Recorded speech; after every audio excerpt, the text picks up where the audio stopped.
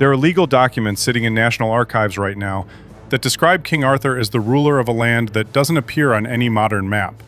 Not a poem, not a myth, legal documents, court records, territorial claims presented to a reigning monarch. And the land they describe? 4 great islands arranged around the North Pole with a magnetic mountain at the center, is the same land the ancient Greeks called Hyperborea, the land beyond the north wind, the place where the sun never set. Most people have never connected those two things. Arthur and Hyperborea feel like they belong to completely different categories. One is a medieval English legend, the other is ancient Greek mythology. But the documents don't care about those categories. They connect them directly, and they do it with the kind of language that lawyers use, not poets. The question isn't whether you believe in King Arthur. The question is why official legal records from 1210 describe his northern empire in specific geographic detail. Why a formal argument was presented to Queen Elizabeth I based on those records, and why every source that could have explained all of it has since disappeared. Start with what we were taught. Arthur is British. He had a round table, a sword pulled from a stone, a wizard named Merlin. The story is set somewhere in the misty English countryside, and it belongs, more or less, to England. That version is comfortable and contained, but it doesn't survive contact with the actual historical record. Arthur appears in Japanese tradition as a hero called Yamato Takeru. The Nart sagas of the Caucasus have their own version, called Batraz. He shows up in French sources, Danish sources, Norwegian, Spanish, Italian. That kind of spread doesn't come from one small island in the North Atlantic. It points to something older, a common source that got scattered across the world and retold in pieces, each culture keeping the fragments that made sense to them and losing the rest. 2 books would explain this. One was called the Inventio Fortunata, which translates roughly as the Blessed Discovery. The other was called the Gesta Arthuri, the Deeds of Arthur. We don't have either of them. What we have are references from people who read them before they vanished. And what those people describe changes everything about where Arthur went and what he actually ruled. For roughly 150 years, from the late 1400s through the 1600s, maps produced across Europe, China, and Japan showed the same thing at the top of the world. Not a frozen ocean, not an empty ice cap. 4 large islands arranged in a ring around the North Pole, with a massive mountain at the very center and a powerful whirlpool at its base. The waters between the islands were described as indrawing seas, currents so strong that no ship could push against them and return. Martin Beheim's globe from 1492 shows it. Johannes Reich's world map shows it and names the Inventio Fortunata as the source. Mercator's famous 1569 world map shows it in a polar insert that cartographers have studied for decades, because that insert contains detailed geographic information about Hudson Bay and its river systems that wasn't officially discovered until the 19th century, 300 years later. There are Chinese maps showing it, Japanese maps showing it, scores of completely independent cartographic traditions separated by oceans and centuries, all drawing the same configuration at the top of the world. And then it was gone. The islands vanished from the maps, the mountain disappeared, the whirlpool was erased. The new map showed what we see today, just ice and open water. Nobody announced the change, nobody published a correction. No explorer came forward with a signed account explaining why 150 years of consistent mapping had simply been wrong. It was quietly removed, and the silence around that removal has lasted ever since. Now here is where the legend and the map start pulling toward the same point. In 1577, the cartographer Gerardus Mercator wrote a detailed letter to the scholar John Dee. Dee had asked him directly where the information in that polar map came from. Mercator explained that he had borrowed from a travel book called the Itinerarium, written by a man named Jacobus Neuen of Hertogenbosch. And Neuen's book drew heavily from the Gesta Arthuri and the Inventio Fortunata. Mercator's letters survived. Neuen's book did not. It vanished like the others. But what the letter describes is precise enough to matter. It says that Arthur, around 530 AD, led a campaign northward, past Scotland, past Iceland, through the islands of the North Atlantic, with the specific intention of reaching and controlling the polar islands shown on those maps. Islands where, according to the ancient sources, there were cities in the mountains surrounding the pole. This was not Mercator speculating. This was Mercator citing a source he had personally read. summarizing a chain of documentation that stretched back centuries before him. John Dee took it further. Dee was one of the most learned men in 16th century England, mathematician, astronomer, advisor to the crown. He compiled a formal document called Britannici Imperii Limites, the limits of the British Empire, and presented it to Queen Elizabeth I. His argument was straightforward.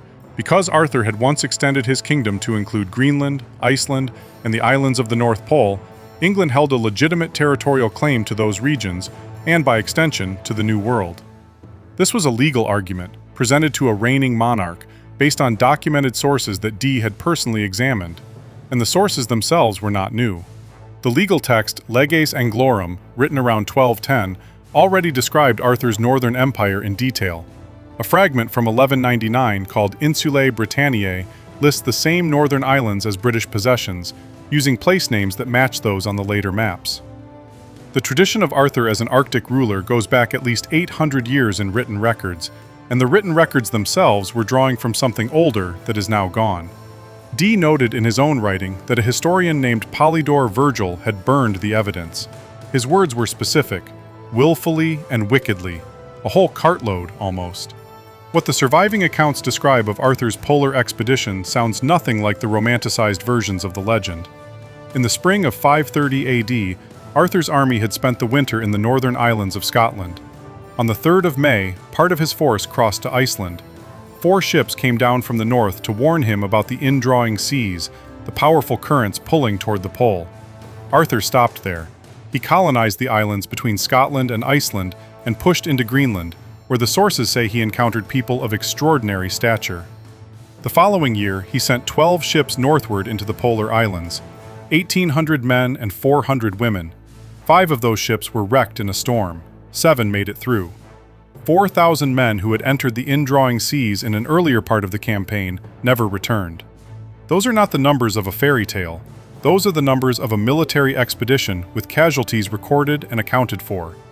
5 generations after Arthur's men settled in the polar islands, 8 of their descendants reportedly returned to Norway. 2 of them were priests, 1 carried an astrolabe. They described the geography of the northern islands in detail, the mountains, the cities, the extreme conditions of light and cold.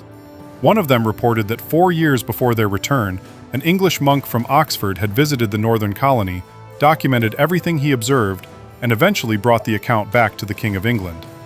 That account became the Inventio Fortunata. At some point, the book began circulating among a very small group of powerful people, and the trail from there leads somewhere almost no one expects. The biography of Christopher Columbus, written by his own son Fernando, contains references to a book Columbus carried on his voyages, a book that described islands far to the west, floating masses of vegetation and stone, lands beyond the Atlantic. Fernando's biography was first published in 1537. By the time later editions appeared, those references had been quietly removed by translators. Researchers who went back to the 1537 original found exactly what had been taken out. The Spanish historian Bartolomé de las Casas referenced the same book in his historical writings from 1570, connecting it directly to Columbus's knowledge of what lay to the west. Then there is the Ottoman Admiral Piri Reis, whose 1513 world map is already one of the most studied and debated documents in cartographic history.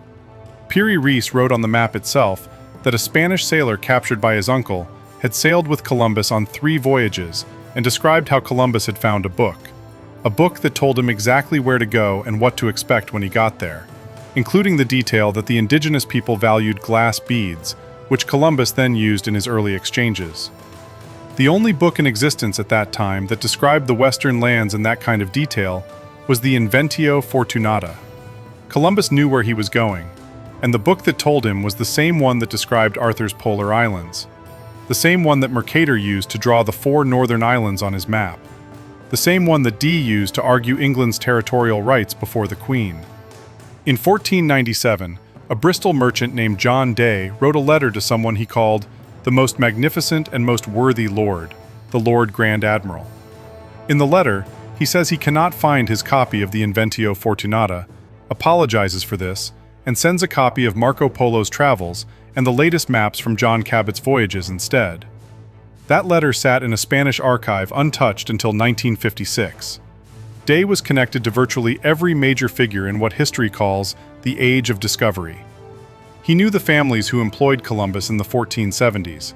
He did business with the royal treasurer of the Indies enterprise. He was related by marriage to Henry VIII's Master of the Mint and to the Bristol merchants who financed Cabot. He had ties to Icelandic traders and to the most powerful merchant organization in England, the same organization that would later sponsor the Mayflower. One man, at the center of everything, in possession of the book, and nobody has ever been able to fully identify who he really was. The Inventio Fortunata made it into Columbus's hands. It made it into Mercator's hands. It was cited by historians, admirals, and monarchs across multiple countries and centuries. And then, at a certain point, it simply ceased to exist. Every copy gone. Every book that referenced it, either burned, suppressed, or lost. The maps showing the polar islands were quietly updated to remove them. The Gesta Arthuri vanished. Canoian's itinerarium vanished. And Arthur was reduced to a romantic myth about a sword pulled from a stone somewhere in England, with no northern empire, no polar expedition, no cities in the mountains above the world. But here is what remains. Legal documents from 1210, a letter from Mercator in 1577, a formal territorial argument presented to Queen Elizabeth I based on those documents. Scores of maps from independent cartographic traditions spread across multiple continents, all showing the same geography at the North Pole across 150 years of consistent professional map-making. References from Columbus's own family. Annotations from an Ottoman admiral. A mysterious Bristol merchant sitting at the center of the Age of Discovery with the most important missing book in his possession. None of this is fringe material. These are documents in national archives, letters in the British Library, maps held in major collections around the world. They exist. They are accessible. They are just not connected. And when you connect them, the picture that forms is not the one we were taught. Hyperborea was not a myth invented by Greek philosophers to describe a vague idea of paradise. It was a place that appeared on working navigational charts used by sailors who bet their lives on accuracy. It had a name that meant something specific in the geography of the ancient world. And the legal records of 13th century England describe a king who ruled it. What happened to that place is a different question. Whether it was destroyed by climate, buried under ice, or simply lost to the slow erasure of inconvenient history is something the existing evidence cannot yet answer. What the evidence can answer is that the erasure itself was not accidental. Books were burned. Maps were updated without explanation. Sources that multiple independent scholars had personally read were hunted down until none were left. Someone decided what version of history the world was allowed to have, and then they worked to make sure no other version could survive. The ice in that region is still melting. Whatever is underneath it will eventually surface. Whether it matches what those old maps described, whether it shows signs of the cities the ancient sources mention, whether it gives us any way to verify what Arthur's men reportedly found when they sailed north in 530 AD, we don't know yet. But the question deserves to be asked honestly, because the documents that ask it are real. They are sitting in archives right now. And they say something that the version of history we were taught has no room for.